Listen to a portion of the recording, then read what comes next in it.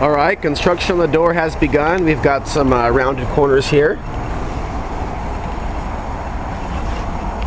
And so it's not a bad sized door, it's a good medium sized door, not too big, not too small.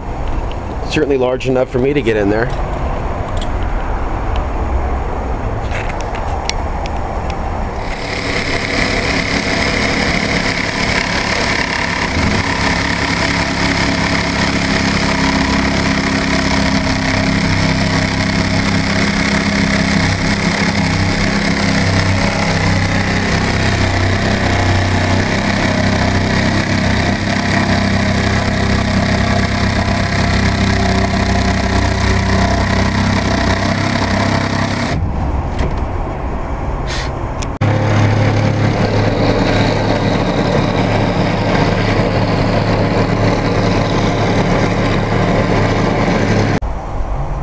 Do the top.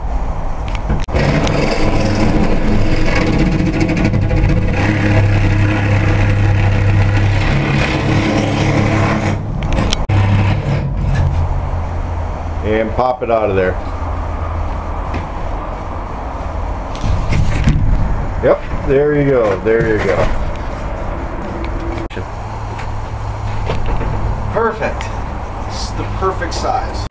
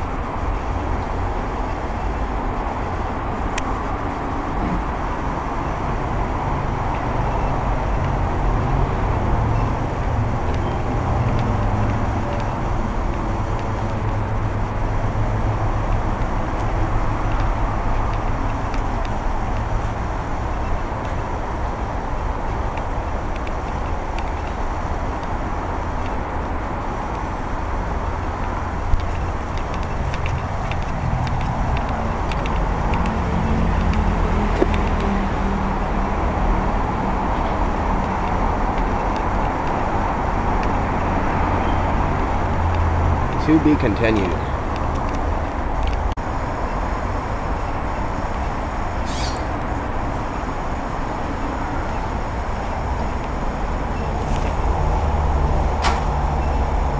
And what I'm trying to do is get more accurate with my cutting. Practice makes perfect. I've only used this saw a couple of times. I'm trying to get a more accurate cut to the line that's already been drawn. We're going to be putting in some insulated windows, but not actually glass windows. We'll get to that in a little bit. It's some innovative that we're working with. And we're going to set up something else for ventilation. But we're going to create something to allow the sunlight to get in this mini camper. So here we are, lining up with the line.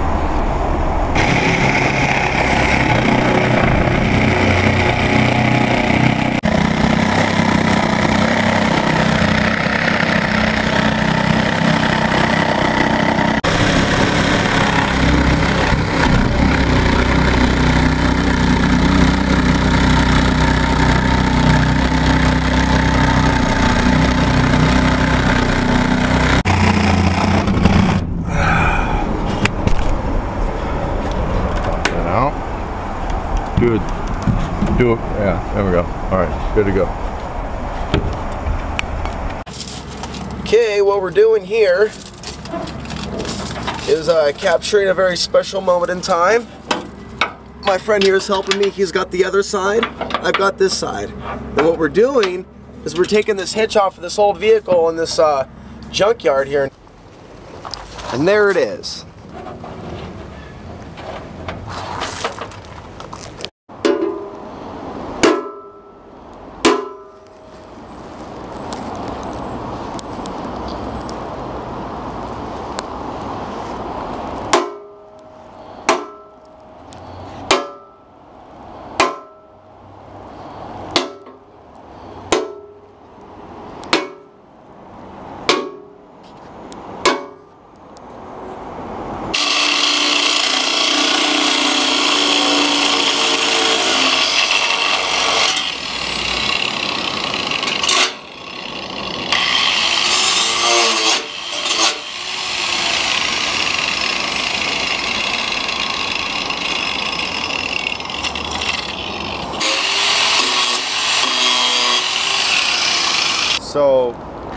just to look at something here, this section right here has about 3 coats.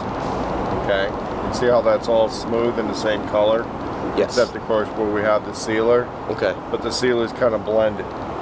This over here has 2. And you see how there's still some streaking? You see how there's some of that? Oh, okay. Now, more is merrier with this paint. So what we'll do is I let that dry in between coats a little bit. And when you do this, you don't want to do a curve like this where it's close to the middle. We want to keep this at the same distance as we do it. And then you want to let up on the trigger as you're off the thing. Up, on, up, on, up. When you reach an end, you go up and you follow through, okay? Let go of the button and follow through, keep going. If you leave it on and you're holding it while you make your turn, it's going to go over, splotch, and go back. So we want to let up on the trigger, on, up, on the trigger. So even when I'm painting back and forth, you see how I'm kind of letting up on the trigger. And I'm How many coats of paint would that be? Well, this is like 3 or 4. But you see how it's getting to be like all evenly the same color? So not every spray is 1 coat? There's a certain amount of sprays to equal a coat? You see, like here's a blank spot, so I'm going to try and get that. But if I start going squiggly, see what happens when I start doing a different direction? But the question is, with 10 sprays, how many coats is that?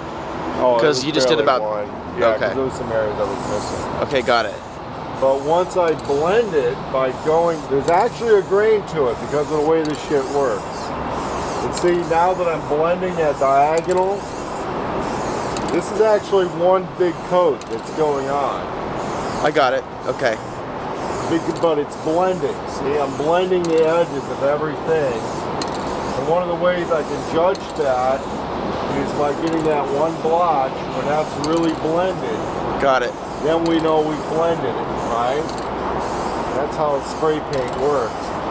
But if we lay on so much that it starts to run, we've laid on too heavy. That's too heavy of a coat.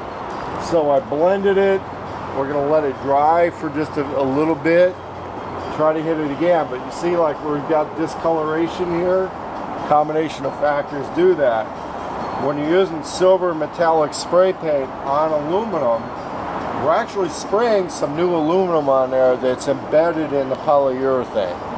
So there's aluminum powder that's embedded in the paint. That's what's giving us this. So we're throwing a very thin layer of aluminum back onto here, along with some polymer. It gets into this area that you have been working with that wire brush.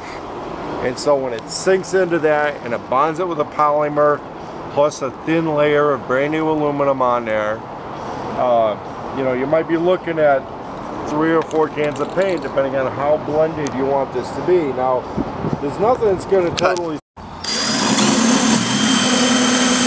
work it out a little big. Should I move it around a little bit? Yeah.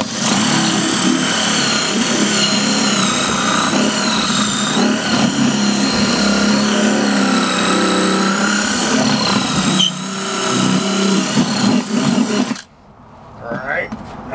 Fuck. Getting rained on. Uh-oh. Yeah, there we go.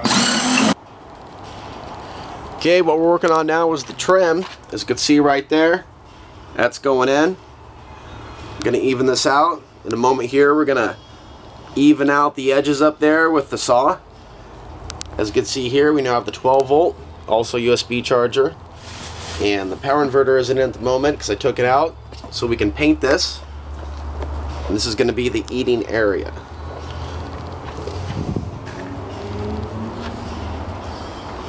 Pretty soon I'll be painting the outside again. This is what it looks like before the last coat goes on. I've done just a little bit of sanding with this tool to help with the last coat. Doing a little bit of masking here. This is a new addition to the whole project. It's a wheel. They run for about $20 at Harbor Freight and have a weight capacity of 1,000 pounds. And later on, I'll probably get another one for the other side. This will later be welded and the bolts will be taken out. The door locks are going to go in soon. This shuts really well.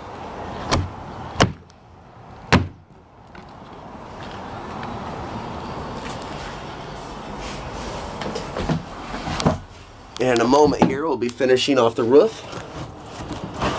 Adding some additional wood here, support wood to keep this up.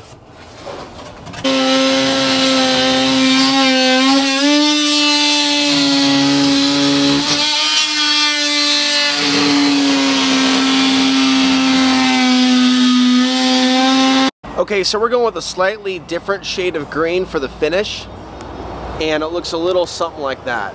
So just to step back a little bit and give you a look at the homemade camper after it's been sanded. There's already 2 coats that have gone on this. This is the 3rd. This is the final coat for now. And as you can certainly see, it's a slightly different tone.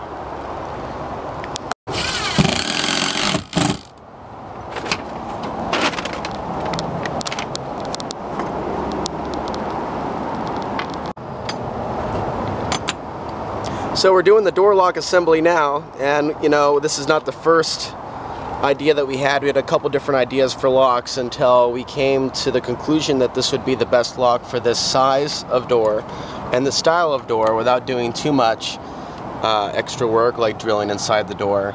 Any comments you want to make on door strategies for this type of a vehicle? This type of a cargo trailer? No. So he has no comments. Okay, so only.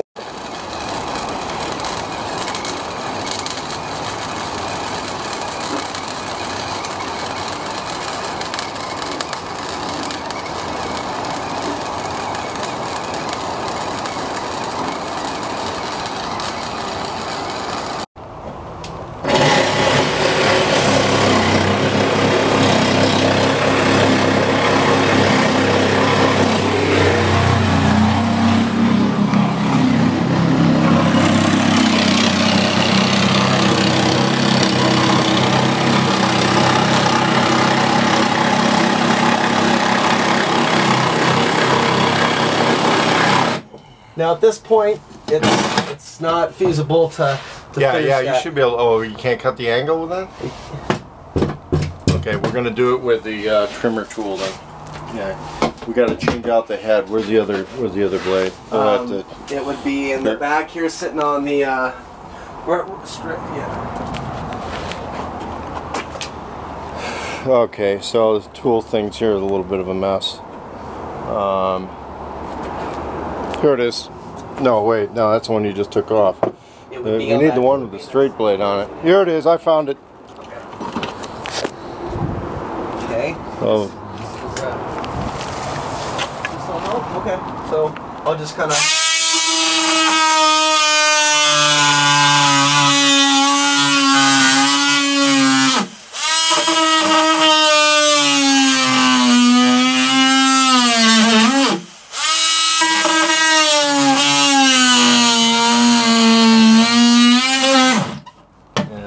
Try not to break the blade. There we go. Alright. So the rest of that will be touched up with a sander, and of course we're going to have a door over this.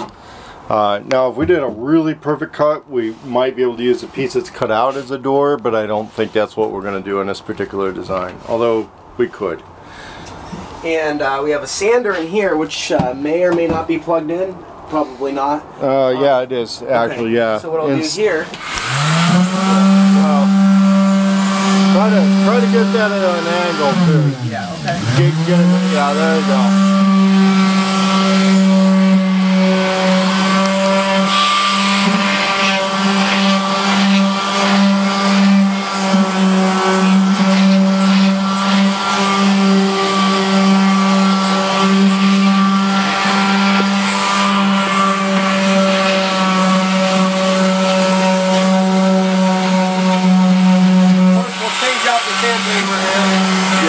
I'll change it off to the coarser stuff. That was the finishing stuff.